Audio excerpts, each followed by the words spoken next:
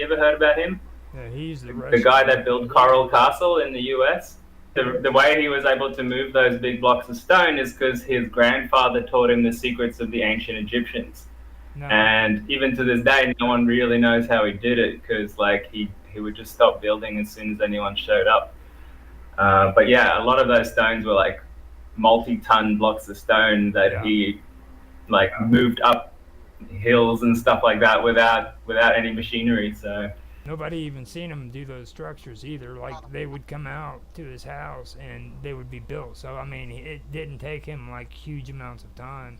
Like somebody'd be gone for like 2 weeks and come back and there would be this structure built.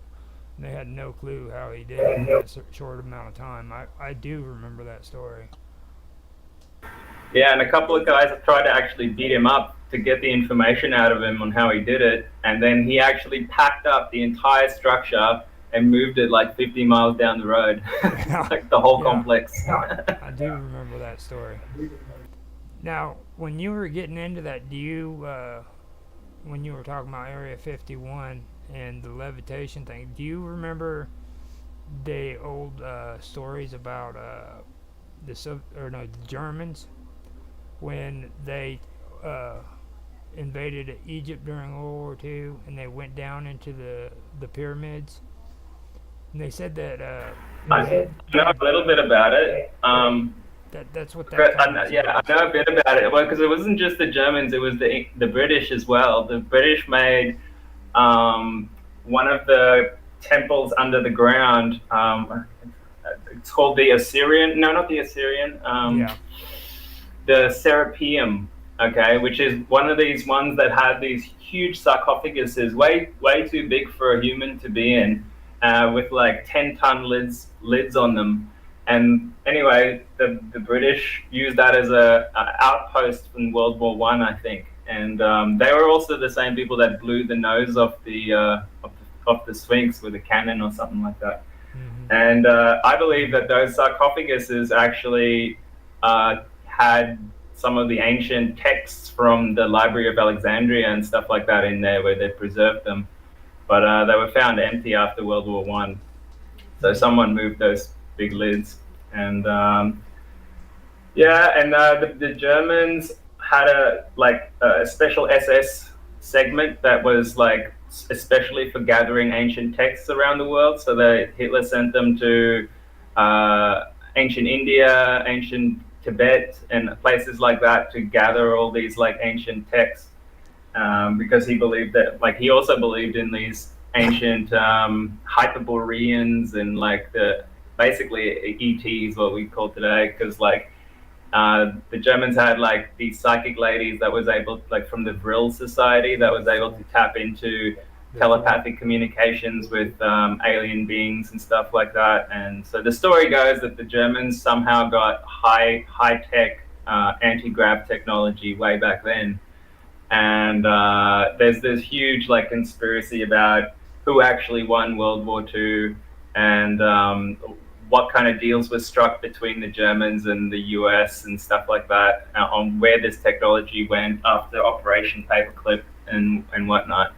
And I think a lot of it is pretty plausible, actually, because there's so much corroborating evidence and sightings and weird stuff that happened around that time, including Operation High Jump, where the US tried to invade Antarctica and got their asses kicked, and they had to basically leave with their tail between their legs. That And does. there's some remote viewing data on that as well that showed that there were sort like humans with UFOs technology that basically attacked them. And yeah, and it's interesting how Antarctica now has become this like hotbed for like military research and stuff as well. That's it. And there's been whistleblowers that's come forward about that as well. That actually has its own like story, like its own history by itself, because like it goes back to the Germans. Like they believe that the Germans basically fled to the Antarctic, and when they fled to the Antarctic, not only did they flee to them, but they were supposed to have some kind of connection with the Pleiadians or some kind of alien race that gave them the technology they had. So like it have you ever heard of the secret space program? Yeah, I'm pretty well versed in it actually. Now, Uh, the uh, the secret space program is connected with all that. There was a time, I believe it was Truman, who was in office, but there was a night, or no, actually, it was a week or two where UFOs were sighted over the White House, and they never left. I mean, they just stayed there for like a week, week and a half, without yeah, moving. that, Okay, that's right. And that happened straight after the end of World War II, okay, and and after that Operation High Jump, and the Germans were basically showing force, going, "Look, we can get right to your capital, and there's nothing you can do about it." no, And I think that's when the US decided to make a deal with them and exchange technology. And yeah, so according to the remote viewing data, there is like structures underneath Antarctica, and on top of that, um, one of the races that the Germans were working with were the reptilians. And today, even the US has signed deals with them to be able to use some of the lower chambers of Area 51 for genetic research and stuff. And this is like, 20 stories down into those bunkers. But yeah, and they're the ETs that are sort of our enemies right now and trying to use this planet as a prison. Um, now you're aware but that yeah, they already found caverns, right? That was below the pyramids. Like even the archaeologists finally had to admit that they're there. I found a really interesting, what do you call it, podcast talk by Graham Hancock, and it's disappeared off the internet now. I can't find it anymore. But he said he was approached by these rich, what do you call them? Just like rich investors, I guess, that got access to the chamber under the paw of the Sphinx, the left paw of the Sphinx, the same chamber that Edgar Casey talked about in his readings, and Robert Schoch found the magnetic scans of it when he was doing his research there, and the military stopped him. But anyway, so like these guys explained, they found this archive down there, but they were having trouble getting into it, and they wanted Graham Hancock to be there for some reason, and he said no because they wouldn't agree to that information being released to humanity, and so he pulled out, unfortunately. But yeah, because they try to get him to sign like non-disclosure agreements and things like that. So yeah, I'm pretty convinced that, like, I don't know if you remember, there was a time where they said there was like flooding gonna happen in the Giza Plateau because of some dam nearby, and Yeah, that's when the military took over that whole region and no tourists were allowed in for a while. yeah. I reckon that's when they did it, when they went down there and excavated it. But I don't know how far they got. Some of the whistleblowers said there was like a force field around it that they couldn't get in. I don't know how true that is or not. It might just be a smokescreen, but Well, I think I they've know. definitely tried. I know during that time period they did work concerning the Nile, and because of their work, they damaged a lot of temples and structures that were right there on the shore of the Nile, which was historical. You know what I mean? It was something that would have been vital for historians, and they did a lot of damage there.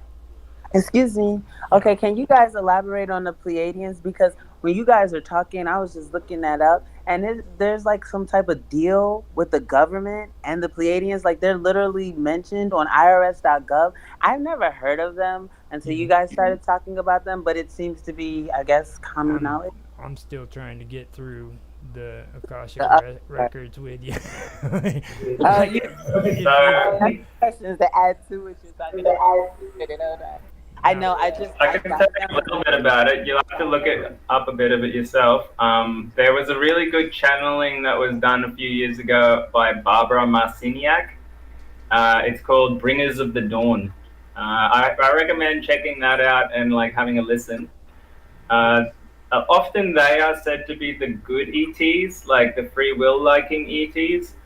But from a lot of the data that I've seen by the remote viewers these days, the people who are sort of in control of the planet at the moment are the negative ETs, which is the Orions and the Reptilians. They're also known as the Draco or the Drak or the Draconian Empire. And they have a large section of the galaxy and the next galaxy over, Andromeda, I think it is. Yeah, they're sort of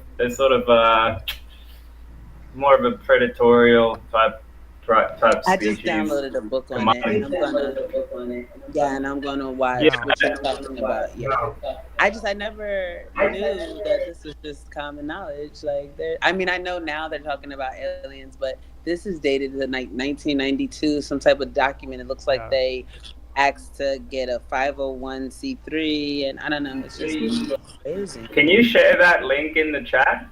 Yeah, absolutely. Now, I watched a really cool documentary. I mean, a movie last night about the reptilians. It's called Enemy Mine, and it was from 1985. Yeah, it's very interesting. I actually watched that when it came out in the movies. I'm an old guy. I was young when I watched it, but it was pretty interesting, and I actually have done quite a bit of research on that because I was fascinated with the secret space program and like with the Draco and humans and our relationship with them. What I've heard from a lot of ufologists is that, or what I've read from them is that the Pleiadians, they serve the Draco. You know what I'm saying? They don't necessarily agree with them, but they know who's in charge. So they have to walk a tight line with them. You know what I mean? Because yeah, they've captured a lot of different civilizations, including the Greys as well, including the insectoids, the mantis beings. And yeah, a lot of them don't agree with them, but they have to kind of work with them. Otherwise, you know, they're in trouble. Yeah. But yeah. But on top of that, it's important. Like the new information that's coming out from the remote viewing stuff is there is also a free willing section of the galaxy that formed a galactic federation, and they are, you know, banded together a bunch of different species that aren't under the control of the reptilians yet, and some of them are working with us now to sort of bust us out of this situation here. So I'm pretty hopeful about the future. I'm a bit of an optimist, but I do find this stuff very interesting, like the accounts of Phil Schneider. Do you remember that? Yeah. The guy that got his hand blown off and stuff. For me, with Phil Schneider, like his story isn't really the fascinating part. It's really how he died. Okay, because like you've seen his body, how his hands was mangled and stuff like that. Now this guy was supposed to all by himself take his catheter, hang it over a rafter, and hang himself. Okay, with one hand. With one hand. Okay, come on. I mean, yeah, he was just too vocal, man, and they came for him for sure. No, I'm not. But there's heaps of stories like that as well. But you know, that kind of sticks out to me. That was very suspicious.